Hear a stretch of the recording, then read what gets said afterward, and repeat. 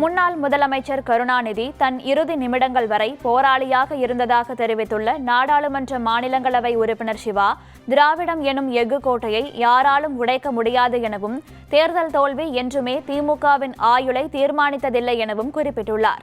ஆட்சி கட்டளைத்தான் நாம் இழந்திருக்கிறோமே தவிர மக்களிடம் நாம் தோற்று போகவில்லை என்பது என் அன்பான கருத்து. 1.5 கோடி பேர் நமக்கு வாக்களித்திருக்கிறார்கள்.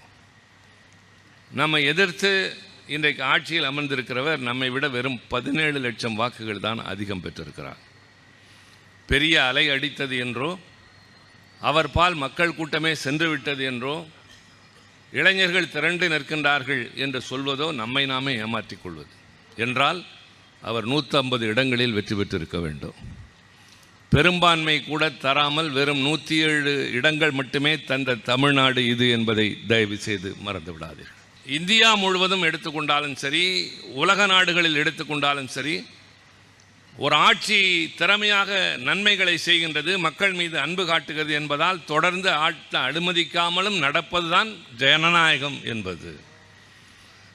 காமராஜர் தோற்றதற்கு பின்னால் அண்ணாவிடம் போய் சொன்னார்கள், அண்ணா காமராஜரையே தோற்கடித்து விட்டோம் என்று சொன்னார்கள். அப்போது அண்ணா சொன்னார், திருத்திக் கொள்ளுங்கள், இது காமராஜரையே தோற்கடிக்கிற நாடு, எச்சரிக்கையாக இருங்கள் என்று தான் சொன்னார். ஆக எது வேண்டுமானாலும் ஜனநாயகத்தில் நடக்கும். ஏற்றுக்கொள்ளுகிற பக்குவப்பட்ட ஒரு அரசியல் கட்சிக்குத்தான் உண்டு. அது திராவிட முன்னேற்ற கழகத்திற்கு உண்டு.